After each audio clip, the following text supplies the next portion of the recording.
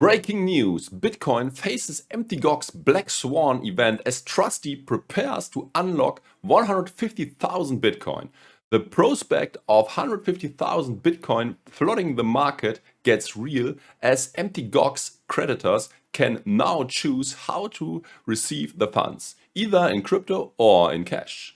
This is a massive selling threat in the near future as users of the insolvent exchange prepare to get their money back. Hello and welcome to Finance with Axel, that's me. The title of this video is a news headline of a crypto news outlet. Today we will discuss how big of a threat the 150,000 Bitcoin unlocking actually is for crypto prices. Before we start, don't forget, I am not a financial advisor. In general, you should never trust a random dude on the internet who might be broke and living in his parents' basement. More than 8 years ago, Mt. Gox went down. It was the biggest Bitcoin exchange at the time. It was handling 70% of all Bitcoin transactions worldwide by early 2014. Then it abruptly ceased operations amid revelations of the loss theft of hundreds of thousands of Bitcoins. In February 2014, Mt. Gox suspended trading, closed its website and filed for bankruptcy protection. Initially, 850,000 Bitcoins were lost, although 150,000 Bitcoins have since been found. The reasons for the disappearance: theft, fraud, mismanagement, or a combination of these, unclear initially. Now we know what happened to most of the missing Bitcoins. They were stolen. The recently released document on the Mt. Gox case states the following. The Rehabilitation Trustee is currently preparing to make repayments in accordance with the approved rehabilitation plan, of which confirmation order of the Tokyo District Court was made final and binding on November 16, 2021. Creditors now have the choice of receiving outstanding balances in fiat or all or parts in Bitcoin or the altcoin Bitcoin Cash. The documents provided are also vague and don't have all the information necessary to make informed judgments yet.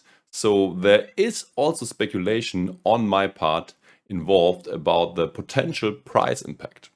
As I understand it, you seem to be able to choose between an early lump sum payout and a later payout, whereby you probably have to accept a discount for the first option. The translation from Japanese seems as if someone had put it into Google Translate and then it was taken over without a human translator being involved, which obviously leads to suboptimal results.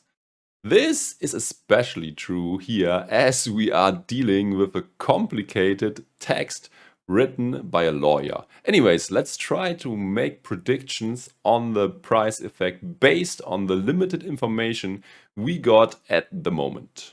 If you try to analyze the whole thing from the point of circulating supply, everything doesn't seem too bad for both Bitcoin and Bitcoin Cash.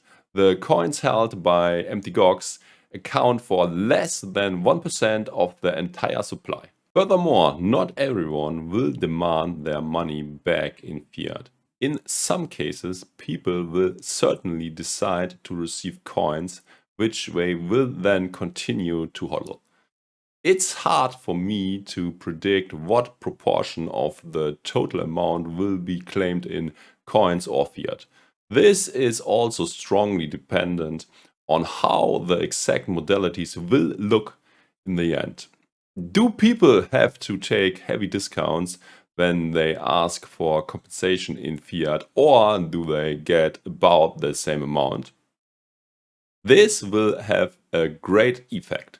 An argument for the majority of people to ask for compensation in fiat money is that they stored the cryptos on an exchange in the first place.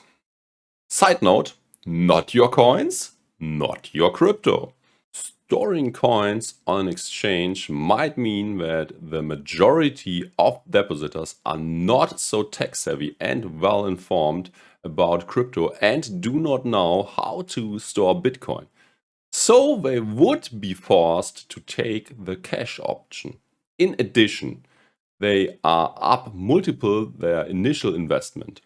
It could still be 100 or even 1000x. The hack could be the best thing that ever happened to many of these creditors. As crazy as that may sound, this is because investors were not tempted to sell and thus often have made much higher profits through the forced hodling than they would have without the events described. There they would have sold way too early. If these guys interpret the money coming from Mt Gox as a windfall, they might not look twice and just take the cash. Often people act irrationally with unexpected blessings of money. Another example of this is people winning in the casino and then treating the money different than they would have been if this money would have been from hard-earned labor. If we use another metric, things also look way worse though. I calculated the average of daily trading volumes for Bitcoin and found that based on this measure, we could be in trouble. I took the average of the last 120 days for CoinGecko and CoinMarketCap as well, and once arrived at the final figures for each exchange, I also built the average of these two. Doing the math, I arrived at a daily average trading volume of $28.5 billion. The valuation of the 150k BTC is at 3.2 billion. This means it is 11.32% of the daily average trading volume. If sold all at once, this definitely means trouble and a huge price decline. On a side note for all the Bitcoin Cash holder, this metric looks a lot better as the Bitcoin Cash holdings at current prices are just about 2% of the trading volume. By the way, to do this analysis, I only took the daily average volume on CoinGecko into consideration. This is because the number on CoinMarketCap was a lot higher and most likely flawed. As small exchanges make up a huge part of the volume while not having any market depth, this is a huge warning sign and indicator for wash trading and fake volumes. CoinMarketCap definitely needs to do a better job showing the correct figures. Back to topic.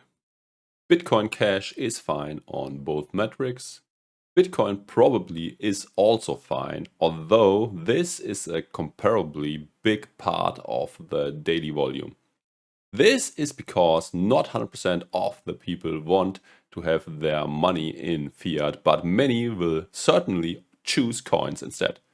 These funds will also not be sold in one go, but over many days, and over-the-counter deals or OTC deals are also an option to diminish the price effect. Sure, it will have an impact, but it will probably not be too bad if the trustee sells in a responsible manner. I looked at one more metric. This is the 2% depth on exchanges. Using this metric, both BTC and BTH would have a problem as the depth is not sufficient to place such huge sell orders on any exchange. Not even close to it.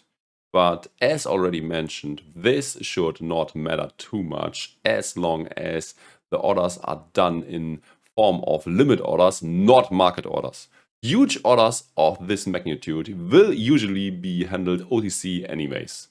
In summary, all this means that based on the current state of information, I see no reason to panic. Prices will probably be affected, but without more information, it is difficult to take advantage of this knowledge. At the moment, we don't know how many people use the cash option or who wants to be paid in coins, nor if people prefer early lump sum payments or regular payments. It is also not known when the distribution of funds will finally begin. As so often in the past, there may be delays of months or even years. So, personally, I wait and do nothing. Initially, I also got a little scared, but after I analyzed the situation carefully, I came to the conclusion that there is no reason to be overly concerned. Let me know what you think. Please share this video with someone who might also be panicking. Thanks for watching. Please don't forget to like and subscribe to help my channel grow. Take care. Bye.